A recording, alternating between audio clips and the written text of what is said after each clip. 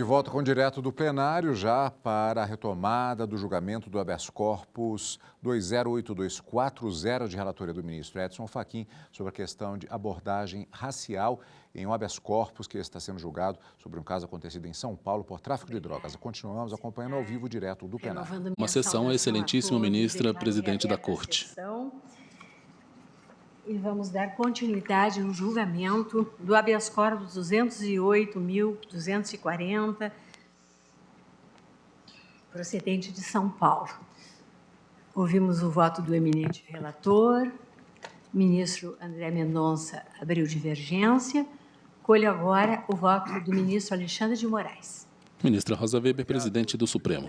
Cumprimento Vossa Excelência, ministra Rosa Weber, cumprimento os eminentes colegas, na figura do relator, ministro Luiz Edson Fachin, cumprimento nosso vice-procurador-geral, professor Paulo Gonet, cumprimento todos aqueles que vieram à tribuna para auxiliar o Supremo Tribunal Federal a julgar esse importante tema.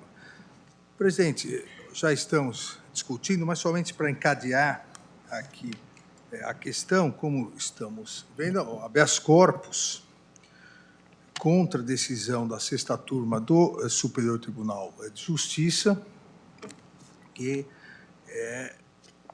na verdade, concedeu, em parte, o habeas corpus, diminuindo a pena de 7 anos, 11 meses e 8 dias de reclusão em regime fechado, que havia sido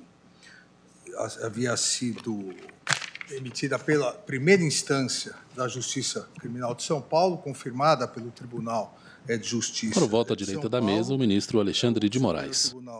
Na pauta HC 208-240, Francisco Cícero dos Santos Júnior contra STJ. Aberto, determinando a substituição da pena privativa de liberdade por 2 medidas restritivas de direito.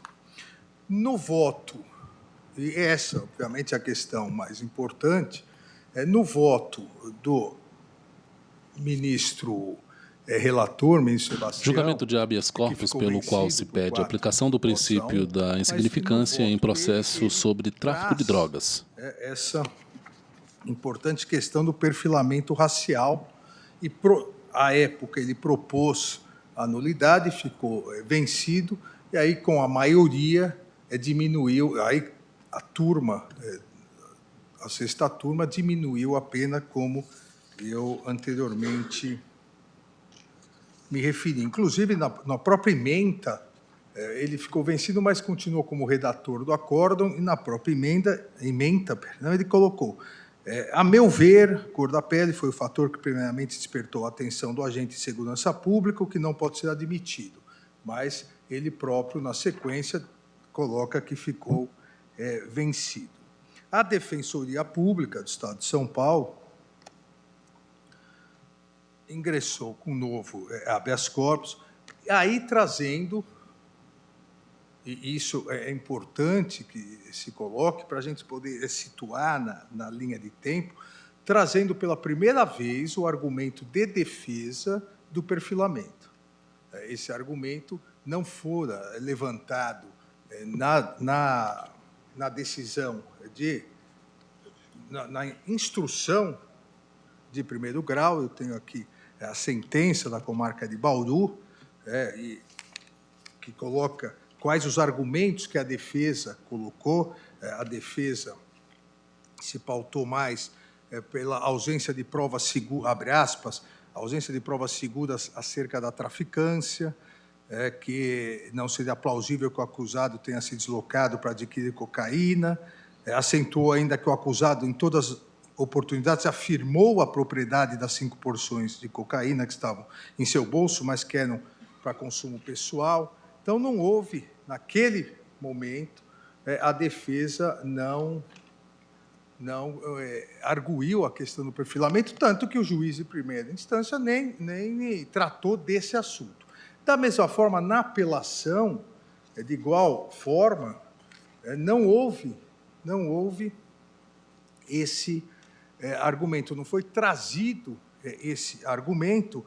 Consequentemente, também a 13ª Câmara de Direito Criminal do Tribunal de Justiça de São Paulo também não tratou dessa questão, porque não foi trazido a questão do perfilamento. Em momento algum, isso ocorreu também na segunda instância. Na terceira, diríamos assim, não é terceira instância, mas, como comumente se diz, no STJ, da mesma forma. Também não se levantou essa questão. Isso foi, pela primeira vez, trazido pelo eminente ministro relator, ministro do Superior Tribunal de Justiça, o ministro Sebastião. Ele colocou essa questão, ficou vencido, e, a partir daí, isso foi trazido ao Supremo Tribunal Federal. Não há dúvida, presidente, e isso várias vezes aqui nós tivemos oportunidade de salientar, recentemente, na questão da equiparação, hoje já por lei, inclusive, a lei derivada de uma comissão presidida pelo ministro Benedito Gonçalves, do Superior Tribunal de Justiça, e nosso corregedor-geral eleitoral do Tribunal Superior Eleitoral, agora já por lei, mas foi o Supremo Tribunal Federal que equiparou a injúria racial ao crime de racismo, recentemente, em julgamento habeas corpus, também, salvo engano, de relatoria do eminente ministro Luiz Edson Fachin. Também, recentemente, para as eleições de relatoria do ministro Ricardo Lewandowski, o Supremo Tribunal Federal manteve decisão do Tribunal Superior Eleitoral no sentido da necessidade não seria propriamente cotas, mas de se garantir o financiamento das candidaturas de homens e mulheres negros. A relatoria do eminente ministro Lewandowski. E isso com base, salientei à época, presidente, com base inicialmente no artigo 3º da Constituição Federal. A Constituição Federal coloca claramente que um dos objetivos fundamentais da República é construir uma sociedade livre, justa, solidária, garantir o desenvolvimento nacional, erradicar a pobreza e a marginalização, reduzir as desigualdades sociais e regionais, promover o bem de todos, sem preconceitos de origem, raça, sexo, cor, idade e quaisquer outras formas de discriminação. Além disso, a própria Constituição, no artigo 4º, salienta como um dos objetivos, um dos princípios fundamentais da República Federativa do Brasil, a regência nas suas relações internacionais pelo repúdio ao racismo. Também a Constituição brasileira, se levarmos em conta que é de 1988, extremamente avançada como Constituição nesse repúdio ao racismo. E nós tivemos, eu não quero cansá-los, mas tivemos, como disse, vários julgamentos, a questão da imprescritibilidade do racismo, questão, como eu disse, de equiparação com a injúria racial, para que houvesse o cumprimento. Não basta só a previsão, se não houver uma interpretação constitucional por todo o judiciário, principalmente pelo Supremo Tribunal Federal, uma interpretação que venha a permitir a efetiva e plena, o efetivo, e pleno combate ao racismo. Somente essa interpretação efetiva da Constituição, de efetivação das normas de combate ao racismo, somente com isso será possível, aos poucos, ir reduzindo e pleiteando a erradicação do que todos aqui concordam, existe no Brasil, lamentavelmente, é uma chaga brasileira, não só brasileira, mas é uma chaga brasileira, que é o racismo estrutural. Então, há necessidade de se extirpar essa prática secular, promovendo não só a ideia de reparação, de redistribuição, de reconhecimento, a necessidade nesse tríplice combate, promovendo exatamente a necessidade de respeito e não discriminação dos negros.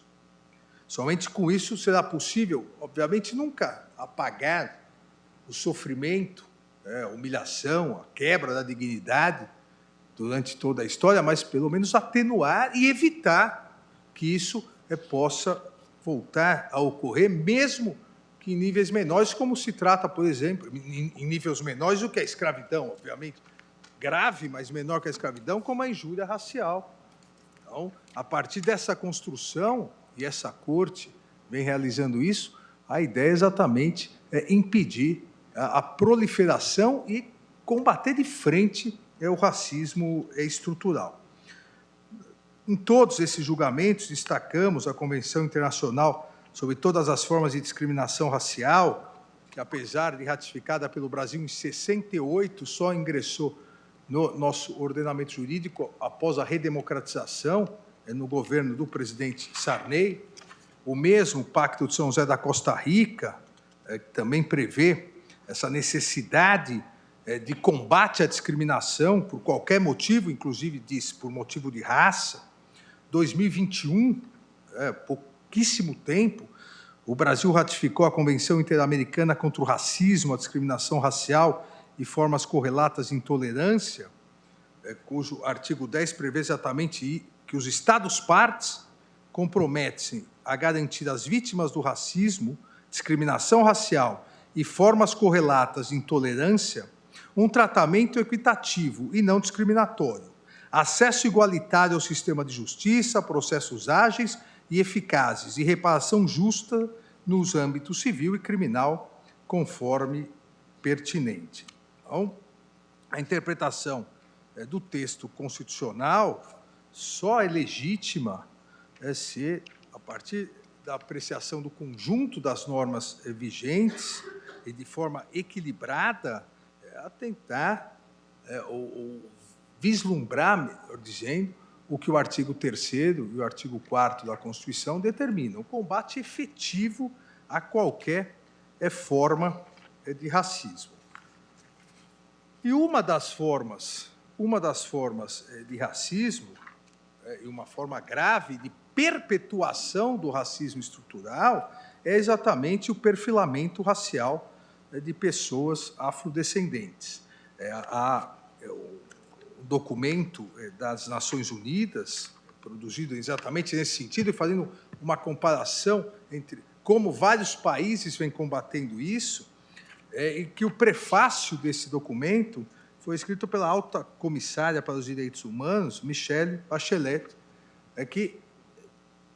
Para o voto, o ministro Alexandre de Moraes. Na pauta HC 208-240, Francisco Cícero dos Santos Júnior contra STJ.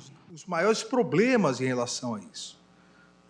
Diz ela, o termo perfilamento racial se refere ao processo pelo qual as forças policiais fazem uso de generalizações fundadas na raça, cor, descendência, nacionalidade ou etnicidade, ao invés de evidências objetivas ou comportamento de um indivíduo para sujeitar pessoas a batidas policiais, revistas minuciosas, verificações e reverificações de identidade e investigações, ou para proferir um julgamento sobre o envolvimento de um indivíduo em uma atividade criminosa.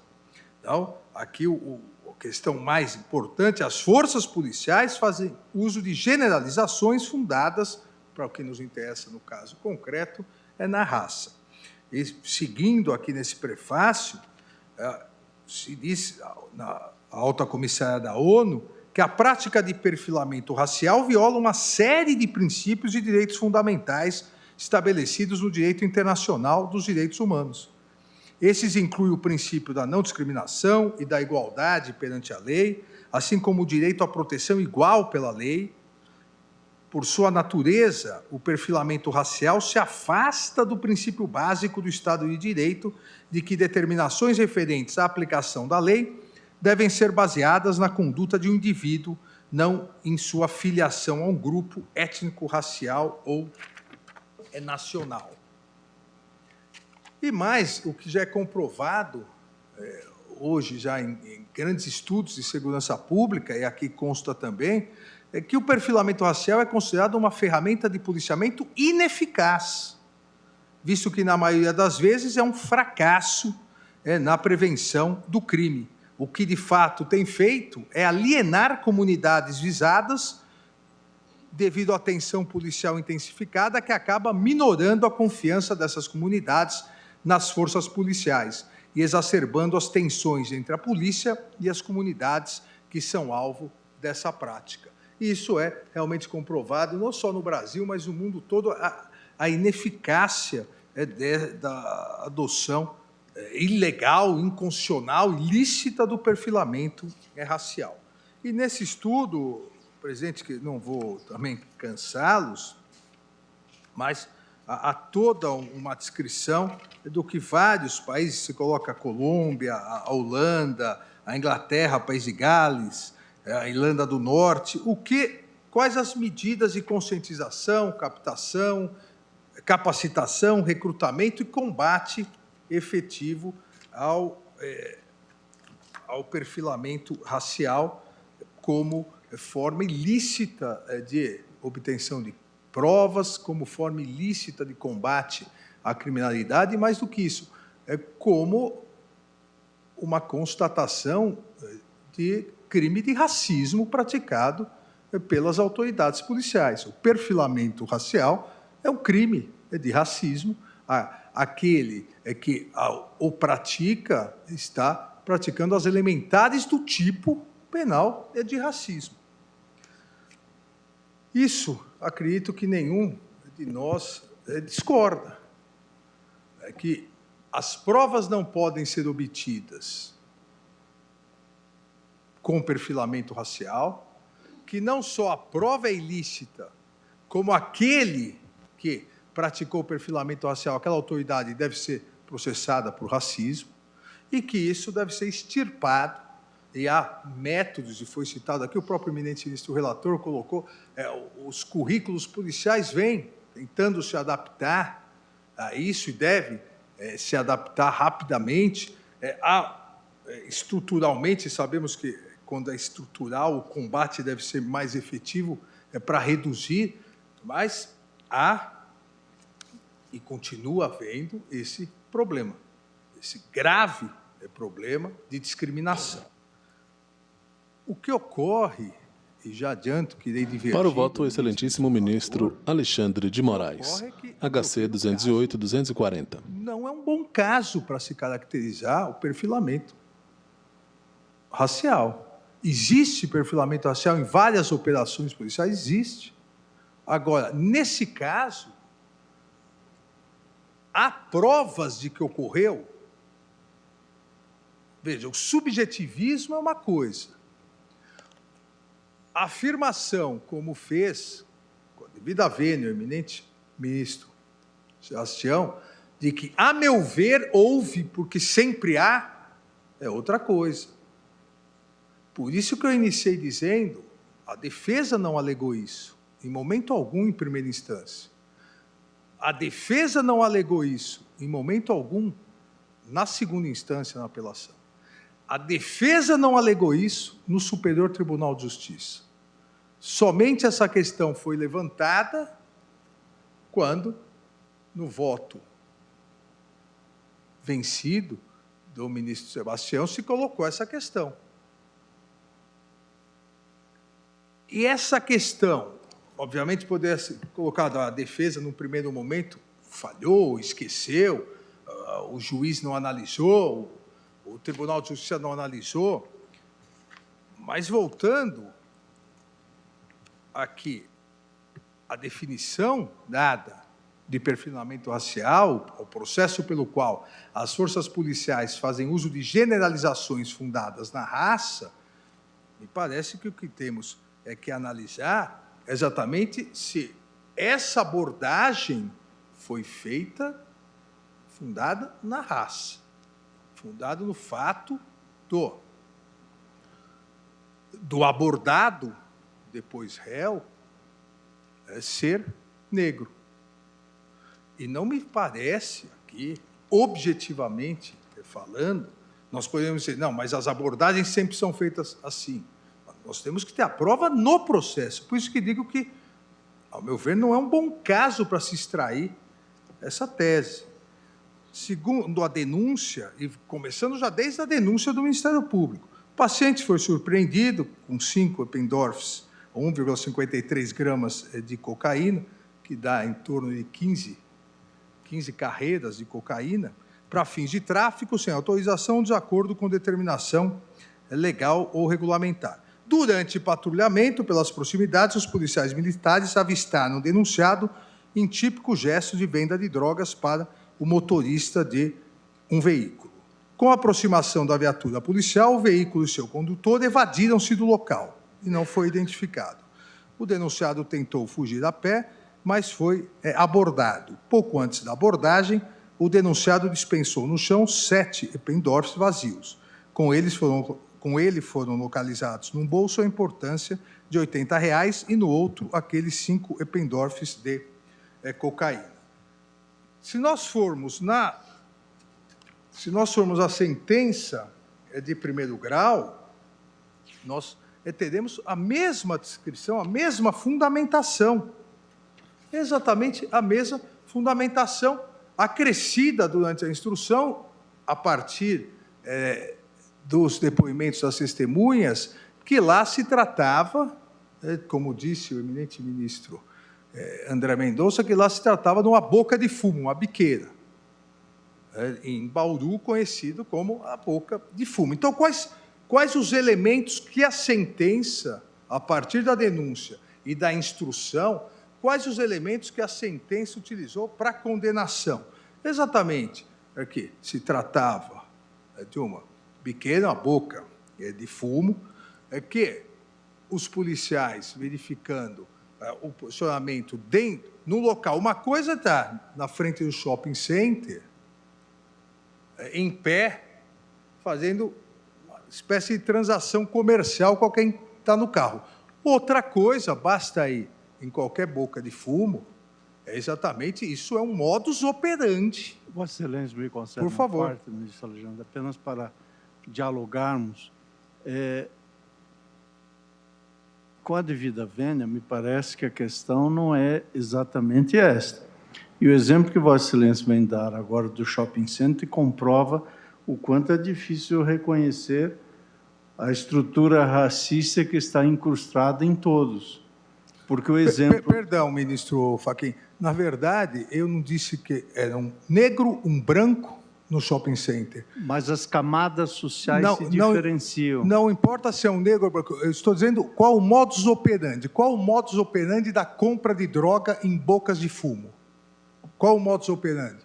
As pessoas não descem, tomam um chá, batem um papo e depois se despedem. Porque normalmente na periferia não há chá, ministro.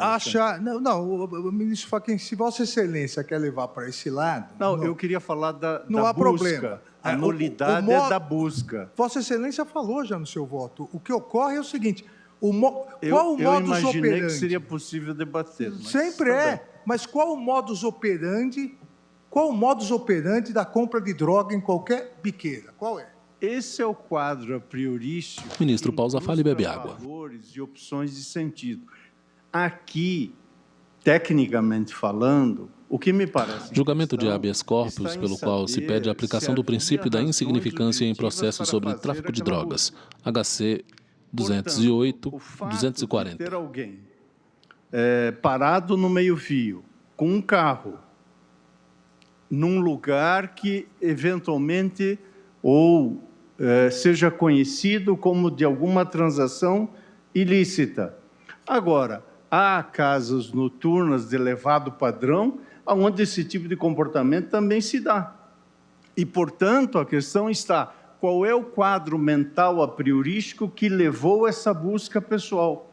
Por isso, se olharmos a sentença, o ministro André leu um trecho da sentença, fez referência à eventual confissão e assim por diante, como consta, que Sua Excelência fez referência, nós estamos, de algum modo, voltando a discutir a questão das drogas, que aqui não me parece a questão central colocada. A questão central colocada é com a palavra o ministro Edson Fachin. Motivação objetiva e racional diversa de que teria se o contexto fosse outro.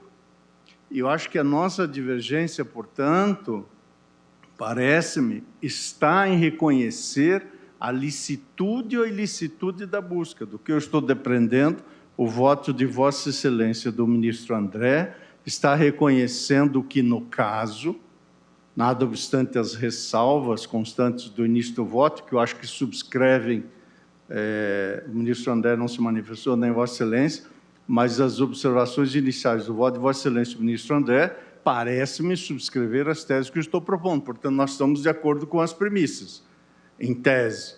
A questão está se essas premissas se aplicam ao caso ou não. Eu votei no sentido de entender que se aplica. Vossa Excelência está acompanhando, em termos gerais, a divergência, no sentido de entender que não se aplica. Portanto, e onde principia a divergência? Na compreensão de se a busca foi uma busca lícita ou ilícita. Porque examinar as provas subsequentes parte do ponto de vista que a busca foi lícita. E, portanto, eu só fiz a intervenção, pedindo escusa a Vossa Excelência para interromper o voto de Vossa Excelência, apenas para pontuar onde principia a divergência que estou, obviamente, tentando captar do voto de Vossa Excelência. Muito obrigado pela parte e peço escusa por interromper o voto de Vossa Excelência. Não, isso, Fachin, é importante, exatamente, e volto aqui ao que eu iniciei. Se o perfilamento, a grande questão é, e essa é a discussão, se para a produção de... Se a produção retoma o voto do prova ministro foi Alexandre de gerada a Moraes. partir de um perfilamento racial ou não. Se ela foi gerada, ela é ilícita, a prova. Se ela não foi gerada, ela será lícita. STF julga a aplicação do princípio da insignificância em processos sobre tráfico de droga e nulidade da prova obtida. Como quem pratica o crime de racismo. São duas consequências, uma processual e uma penal. Agora, nesse caso houve, eu volto à definição. O processo ou procedimento pelo qual as forças policiais fazem uso de generalizações fundadas na raça. E por isso que, como pergunta retórica, mas fiz, qual o modus operandi da venda de drogas em boca de fumo, em biqueira? É esse o modus operandi. O modus operandi é exatamente esse. Se o modus operandi é correto ou não, historicamente precisa mudar ou não, esse é o modus operandi. Ah, mas numa festa de alta sociedade não é o modus operandi. Se não se faz isso, aquele erro, dois erros não fazem um acerto. Agora, o modus operandi, seja em Bauru, seja numa cidade satélite aqui do Distrito Federal, seja no Rio de Janeiro, seja em Paraisópolis, em São Paulo, é exatamente esse o modus operandi da venda de drogas. O carro chega, quem vende a droga vai até o carro, vai com pouca quantidade, vende, pega o dinheiro e sai. O outro carro chega e assim e por diante. Esse é o modus operandi. Para o modus operandi, não importa se o vendedor ou o comprador é homem, mulher, branco ou negro. Esse é o modus operandi. Diversa hipótese. Sim. Ah, mas em utilizando esse modus operandi, se o motorista do carro fosse branco e o vendedor fosse branco, a polícia não teria abordado. Ora, se essa prova estivesse nos autos, é perfilamento. Mas não é essa prova nos autos. O modus operandi de venda de droga no país todo, na verdade, no mundo todo, é esse. No varejo. Então, a partir disso, a partir desse modus operandi, qual a sequência? E isso está, e exatamente por isso eu fiz questão de me referir que isso não foi salientado em primeira instância, nem em segunda instância, porque se fosse o Ministério Público poderia ter, dentro do contraditório, colocado outras provas, como, por exemplo, não, esse não é o modus operandi, o Ministério Público comprovaria com não sei quantos boletins de ocorrência, inquéritos policiais, que esse é o modus operandi. E, na sequência, o protocolo policial, que consta aqui na denúncia, nas provas, na sentença e no acórdão. a polícia toca a sirene, giroflex, e vai fazer a abordagem. Esse também é o modus operandi policial. Isso é o que foi feito. Em nenhum momento, o próprio réu disse que saiu, de alguma forma, desse modus operandi. Eu leio a declaração do réu, olha, paciente, que foi preso e processado criminalmente por furto e roubo, que saiu da cadeia em janeiro de 2016, que não foi agredido em decorrência de sua prisão, que é solteiro, mas tem um filho de 16 anos que mora com a mãe, que trabalha como cabeleireiro e tem um salão caseiro e atua em sua própria residência, que tem renda aproximada de R$ 1.500, que é usuário de cocaína desde 18 anos, que é residente na Vila Industrial e frequenta um ponto de venda Quem de vota é o drogas excelentíssimo existente ministro naquele Alexandre bairro de Moraes. próximo da Rua Santa Teresa, que, como disse, foi até a biqueira comprar cocaína. Mas o que Na pauta importa HC aqui 208, 240, Francisco não Cícero só dos os Santos Júnior policiais, contra mas também STJ. o réu, olha, é paciente, concordam que aquele ponto, aquele local é um ponto de venda de drogas. Então, por que a polícia abordou? STF julga a aplicação do princípio da insignificância em processo sobre tráfico de drogas e nulidade de prova obtida em abordagem policial motivada por racismo estrutural. E naquela noite, na madrugada, foram presas várias pessoas vendendo drogas também. É por isso que eu disse, se a defesa tivesse alegado perfilamento na primeira instância, o Ministério Público poderia ter dito. Não, foram outras tantas pessoas presas aqui também.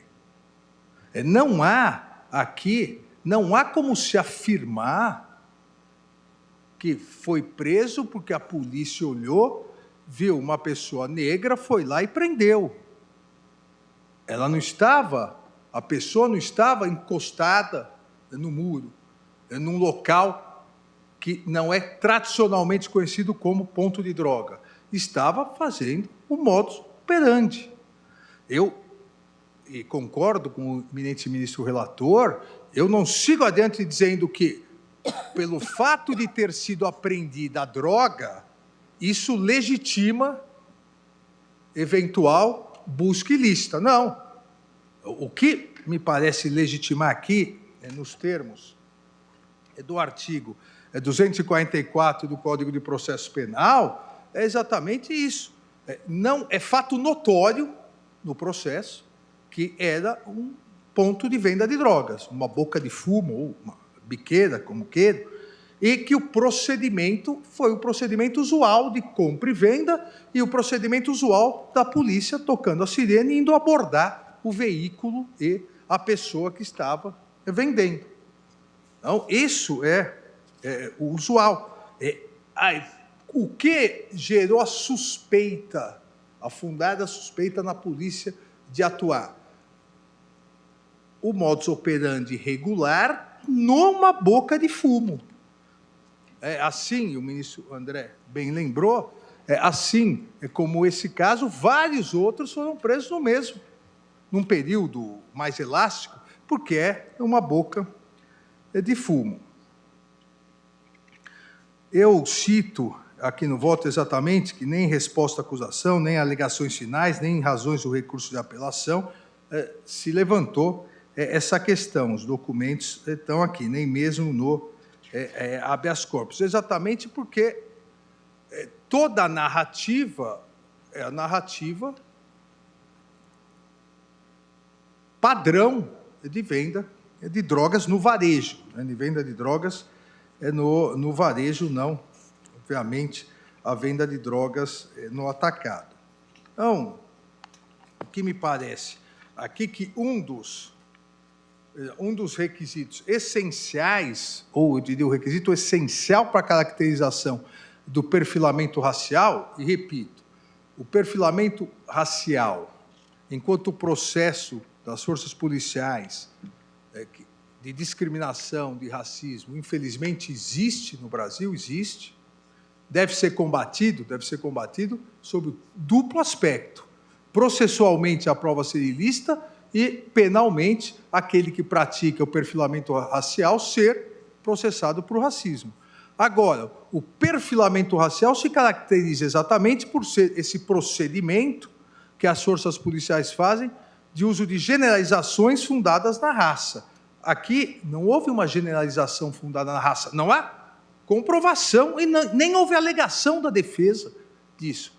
Aqui houve, sim, o local é um local da prática de ilícito, da venda de drogas, e o procedimento foi um procedimento assim realizado.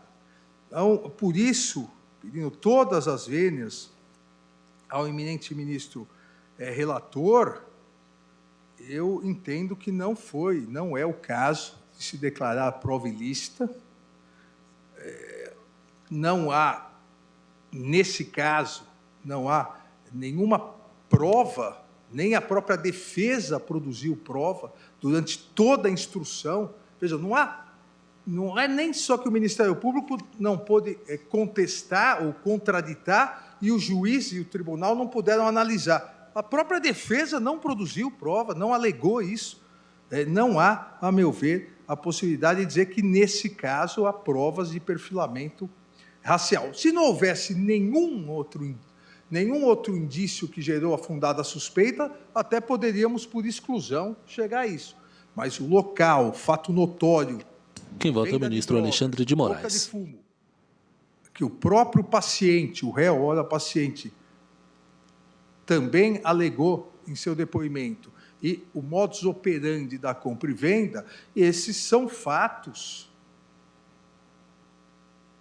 que levam à legalidade da busca, a meu ver, da busca pessoal realizada pela polícia. Sob pena, e obviamente, da mesma forma que temos que combater com rigor casos que tenham o perfilamento racial, mas também sob pena de inviabilizarmos em locais sabidamente de tráfico de drogas e com o procedimento de compra e venda, nós inviabilizarmos a atuação policial. É uma linha tênue em relação a isso. Por isso que eu digo que o caso não aponta provas necessárias para a questão do perfilamento, tanto que a própria defesa, durante toda a instrução, não alegou. Então, nesse aspecto, eu afasto, pedindo todas as vênias ao eminente ministro relator, afasto a ilicitude da prova, entendo que a prova é lícita. Eu afasto também aqui, e nem vou citar os vários precedentes que temos na primeira turma, a questão da insignificância, porque aqui, como eu disse, a traficância e a venda individual no varejo, a traficância são aproximadamente quase 15 carreiras de cocaína. O próprio Superior Tribunal de Justiça já diminuiu a sanção penal, a sanção de 7 anos, diminuída para o reconhecimento para 2 anos, em que pese o paciente ser reincidente, já ter sentença judicial transitada em julgado por furto e roubo. O próprio Superior Tribunal de Justiça, pela quantidade da droga e a possibilidade de reconhecimento, um privilégio por não ter comprovação de participação em organizações criminosas, diminuiu para 2 anos, substituindo regime aberto, substituindo por pena restritiva de direito. Então, como entendo a prova lista, como entendo nesse caso, a não caracterização do perfilamento racial, eu acompanho a divergência inaugurada pelo eminente ministro André e também aqui eu nego, eu não concedo a ordem no habeas corpus. É o voto, presidente. Vossa Excelência, já no mérito, denega a ordem. Seria isso? Voto... Exato, denega a ordem. Vota no mesmo sentido do ministro... André. André Mendonça. Faltam 7 minutos para o encerramento, né, nosso tempo regimental previsto para a sessão. E, no caso, Ministra Rosa Weber, presidente do STF. Na pauta HC 28240, Francisco Cícero dos Santos Júnior contra a STJ. Que agora encerremos os trabalhos em função da nossa composição. O tema é relevante, nós já temos, né, dos 3 votos escolhidos, o relator numa linha, 2 votos divergentes. Me parece que se impõe um debate, a continuidade do debate com o quórum, já não digo completo, porque nós estamos com algumas dificuldades, que já sabemos de antemão, mas pelo menos mais alentado.